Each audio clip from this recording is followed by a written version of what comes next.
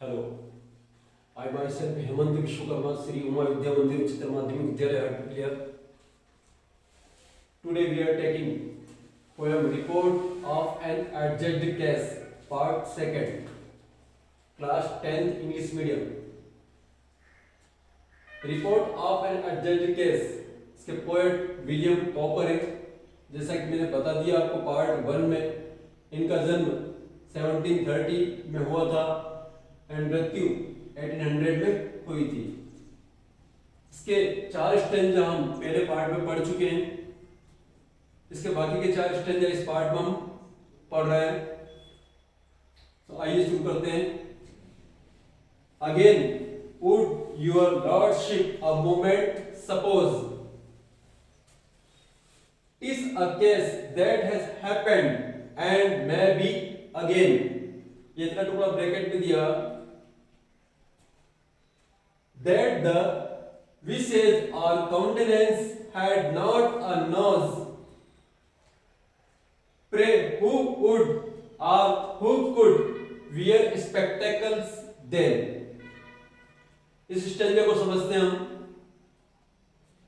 Again फिर से एक बार, would your lordship a moment suppose, एक क्षण के लिए या एक पल के लिए, महामहिम यानी कि जज को यहां कहा जा रहा है।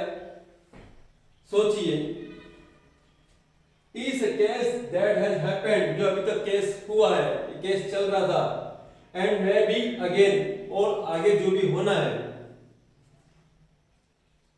that the visage or countenance had not a nose, कि ये जो चश्मा है इसका काउंटेनेंस, इसकी छवि जो है वो नोज के समान नहीं थी, नाक के समान तो नहीं थी, या नाक के समान दिख तो नहीं रहा था। Pray who would or who could wear spectacles then, परंतु यहां पर जो वकील थे, वकील यहां पर जैसे टंग थी वो कह रही है, फिर बताइए कि अब तक, या अगर मान लीजिए इसकी आकृति नोज के समान नहीं है, हम मानते हैं, तो फिर इस चश्मे को कौन पहनेगा या किसने पहना था, इसको कौन धारण करेगा चेहरे पर। अगला स्टेंजा देखते हैं हम। On the whole it appears and my argument shows with reasoning the court will never condemn that the spectacles plainly were made for the nose and the nose was plainly intended for them। देखिए इसको देखते हैं, समझते हैं। on the whole, संपूर्ण जो बहस हुई थी उसके अंदर ये बात सामने आती है, it appears and my argument shows, और जितने भी मैंने अपने दलीलें रखी है ये सारी दलीलें भी बताती है। With reasoning the court will never condemn, जिस प्रकार की मैंने दलीलें रखी, जिस प्रकार के मैंने तर्क रखे, जो मैंने नोज के फेवर में तर्क रखे, मेरे तर्कों और मेरी दलीलें बिल्कुल ठोस आधार पर थी, इसलिए इसे कोर्ट भी जो है अमान्य नहीं कर सकती। ऐसा दावे के साथ तो मैं नहीं कह सकता, लेकिन मेरी दलीलें एक इस बेस पर रखी हुई कि कोर्ट, मेरा मानना है कि इसको अमान्य नहीं करेगी। आगे कह रहे हैं अपन, that the spectacles plainly were made for the nose, क्योंकि स्पेक्टेकल्स जो है मेरी दलीलों से साफ होता है कि नोज के लिए ही बने हुए हैं, उसकी आकृति इस प्रकार की, वो नोज पर ही फिट होते हैं। And the nose was plainly intended for them, और निश्चित रूप से ऐसा लगता भी कि नोज भी जो है पूरी तरह से स्पेक्टेकल्स के लिए ही बनी हुई है। कहने का मतलब स्पेक्टेकल्स जो है नोज पर पूरी तरह से फिट हो जाता है। इस प्रकार से इसके 2 स्टेंजे यहां देखे हैं, इससे संबंधित कुछ मीनिंग्स यहाँ नीचे हैं। विशेष मुख छवि, कहने का मतलब मुख की जो आकृति होती है, काउंटेनेंस जिसको कहते हैं, उसका मीन भी यही होता है। तो मुख आकृति को ही जो विशेष कहते हैं। काउंटेनेंस हाव भाव को भी कहते हैं, इंसान का व्यवहार हाव भाव जो होता है उसे भी, और मुखाकृति को भी कहते हैं, मुख की आकृति को भी। प्रे पूजा को भी कहते हैं, और किसी चीज की डिमांड करना, मांग करना, उसे भी कहते हैं। इंटेंडेड, इंटेंडेड का मतलब था अभिष्ट, यानी कि एकदम भावी, यानी कि कह सकते हैं कि अभिष्ट, जैसे बोलते हैं कोई ये अभिष्ट अंग है, मतलब एक खास इसको कहना चाहिए। तो देखिए अगले स्टेंजा, अगले स्टेंजा हम देखते हैं, then shifting his side as a lawyer knows how, इतना पार्ट ब्रैकेट में दिया हुआ है। He pleaded again in behalf of the eyes, but what were his arguments few people know, for the court did not think they were equally wise। इस paragraph को हम देखते हैं। Then shifting his side, फिर जो वकील बने हुए हैं, वकील कौन बने हैं यहाँ पर? वकील यहाँ पर टंग बनी हुई है, वो अपनी साइड पर शिफ्ट होती है, अर्थात किस साइड से वो केस लड़ रही थी, वो लड़ रही थी नोज की साइड से, फिर से वो नोज की साइड पर शिफ्ट होती है। As a lawyer knows how, जैसा कि लॉयर लोग करते हैं, वो जानते हैं उन्हें क्या करना है क्या नहीं करना है।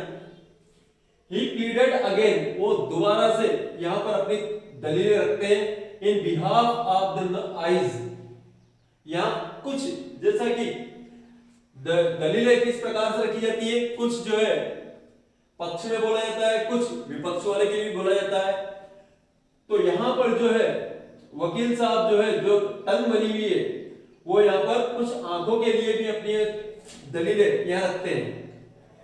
But what were his arguments few people know, परंतु जैसा कि वकील लोग करते हैं कि प्रतिपक्ष के लिए कितना बोलना है, सब लोग जानते हैं कि उनकी बहस आंखों के लिए कितनी उचित थी। For the court did not think they were equally wise, court के सामने भी एक प्रश्न था कि दोनों दलीलें जो है एक जैसी बुद्धिमत्ता के साथ नहीं रखी गई है। खास यहाँ पर जो दलील जो ठोस रूप से पेश की गई, वो नोज के लिए ही वकील साहब ने पेश की थी, ये जज को इक्वल नहीं लगी। अगला देखते हैं हम। So his lordship decreed with a grave solemn tone, decisive and clear, without one if or but, that whenever the nose put his spectacles on by daylight or candlelight, eyes should be shut। सारी दलीलों को देखने के बाद, सुनने के बाद में यहां पर जो जज है वो अपना फैसला बड़ी बुद्धिमत्ता के साथ सुनाते हैं। So his lordship decreed, decreed का मतलब होता है आदेश देना। यहां पर जो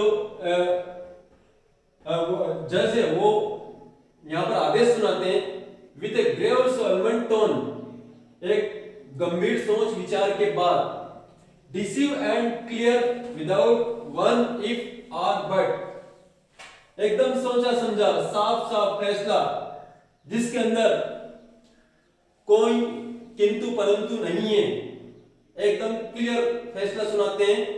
that whenever the nose put his spectacles, वे अपने फैसले में सुनाते हैं कि जब भी नोज यानी कि नाक चश्मे को पहने, बाय डे लाइट और कैंडल लाइट, चाहे दिन का समय हो या चाहे रात्रि का समय हो, अगर आंखों को समस्या है उससे, आई शुड बी शट, तो आंख अपने आप को बंद कर सकती है, आंखें बंद होना चाहिए। इस प्रकार से ये एक मजाकिया जो टाइप की पोयम थी जो विलियम कॉपर के माध्यम से दी गई, वो हमने यहाँ पर क्लियर की है। इन दोनों स्टेंजा संबंधित कुछ मीनिंग्स हैं वो भी देख लेते हैं। डिक्रीड, डिक्रीड का मतलब होता है आदेश देना। सोलमन, सोलमन गंभीर को भी कहते हैं और पवित्र को भी कहते हैं। डिसीव, डिसीव का मतलब होता है सोचा समझा निर्णय। ग्रेव, घोर। इस प्रकार से ये पोयम यहाँ पर समाप्त होती है। अगले वीडियो में हम इसके क्वेश्चन आंसर्स डाल देंगे। Thank you.